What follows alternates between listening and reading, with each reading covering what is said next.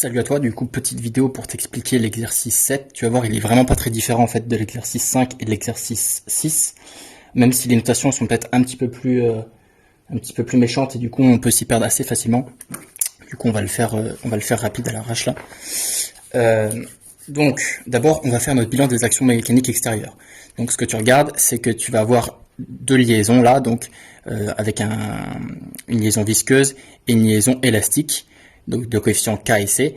Et ici, tu vas avoir une force F qui va être en fait la résultante à la fois d'une force de pesanteur et aussi d'une force, par exemple, d'une personne qui va tirer la masse vers le bas.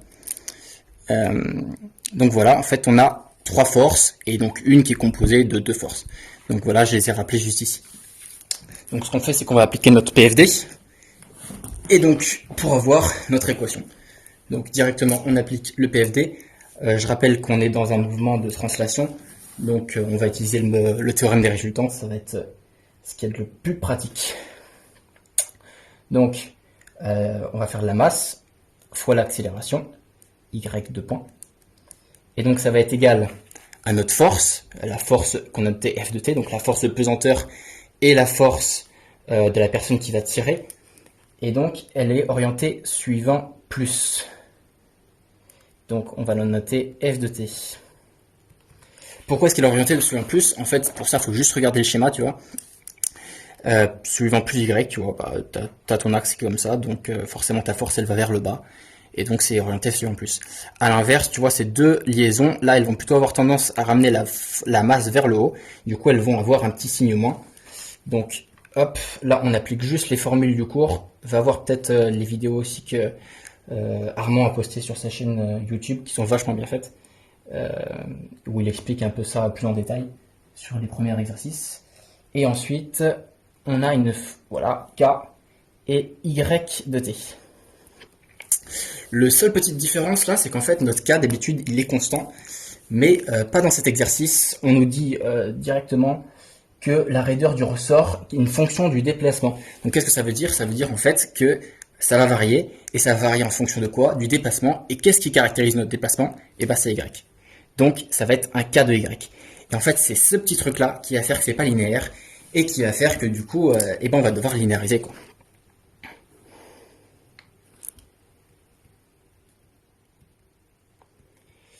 Donc, pour linéariser, c'est toujours la même méthode. On applique Taylor à l'ordre 1.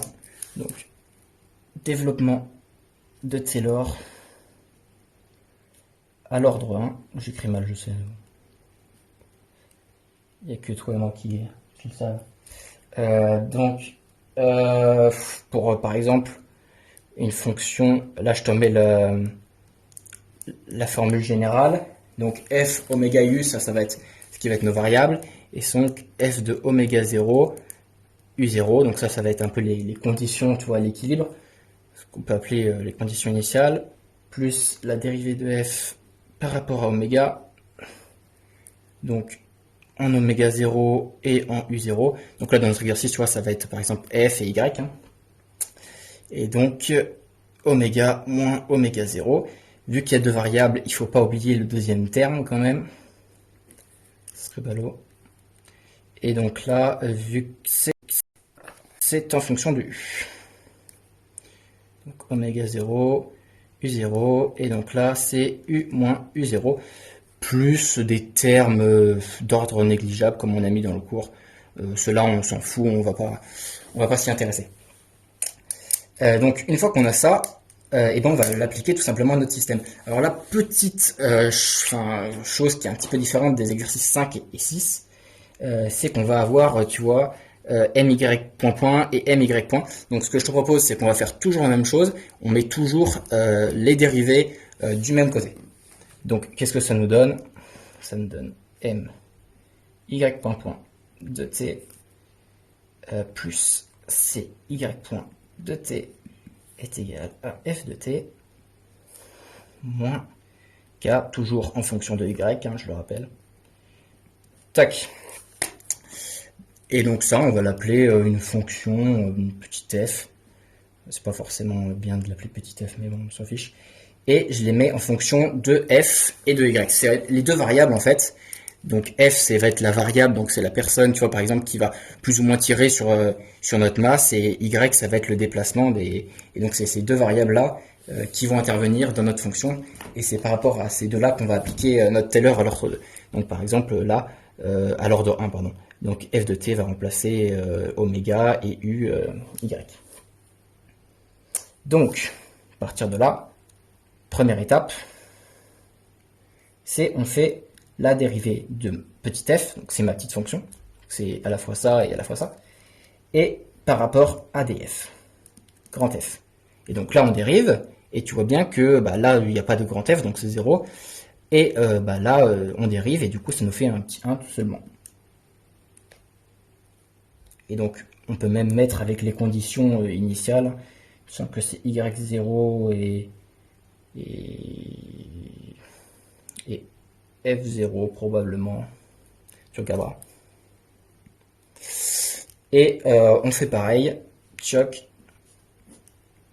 en fonction de Y. Donc là, il faut faire un petit peu attention, le calcul est un peu plus complexe.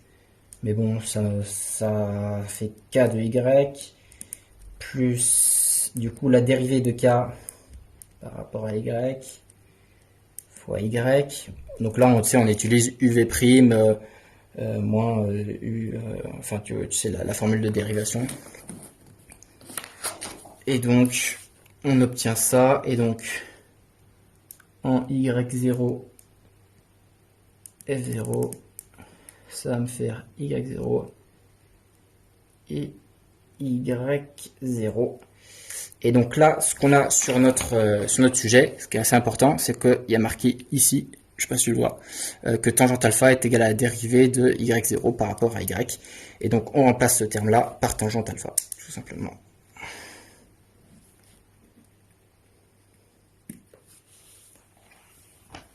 Donc là, finalement, on a déjà fait le gros du travail, parce qu'on n'a plus qu'à appliquer notre Taylor à l'ordre 1, on a déjà fait tout ce qu'il fallait faire, donc on est déjà plutôt confiant. Donc, pour le terme de gauche, on reprend ce qu'on avait écrit à gauche, grande originalité. Donc je te montre rapide. Ce terme-là, on va le retrouver à gauche. Ok ? Et donc, on va mettre... Ouais, donc visiblement ça a coupé, donc on peut rajouter des deltas ici. Pourquoi est-ce qu'on peut rajouter? Donc là je vous ai mis rapidement une ébauche de démonstration. Donc delta y, ça va nous faire entre y de t moins y0, et par linéarité, plus le fait qu'on dérive une constante, hein, y0 c'est une constante, je rappelle, et ben ça veut dire que ces deux quantités sont totalement égales, donc on peut remplacer tout à fait ça. Enfin, on peut mettre nos delta y en fait. Donc notre terme de gauche, ça va être égal à ça. Alors ça c'est un petit peu barbare, donc regardez ce que j'ai surligné en rouge, donc le 1 plus ce terme-là, et bien en fait c'est déjà ce qu'on a calculé, c'est exactement pour ça qu'on l'a fait, et c'est ce qu'on a calculé juste ici. Et à noter que donc dans la formule de Taylor, donc on a celui-là qui est égal à 0, puisque à l'équilibre nos y point, nos y point, ça va être égal à 0, puisqu'en fait il ne va pas y avoir de déplacement. Et il y a encore les delta oméga, je ne sais pas si tu le vois bien, et le delta u ici, qui va correspondre à notre delta f et notre delta y, qu'il faut qu'on rajoute. Et donc c'est pour ça que je les ai mis juste ici. Et donc en fait là on a déjà terminé l'exercice, puisqu'on ne nous demande pas de passer dans la place. Généralement on va te demander de passer dans la place, mais c'est pas forcément la partie qui est la plus dure. Donc bon courage.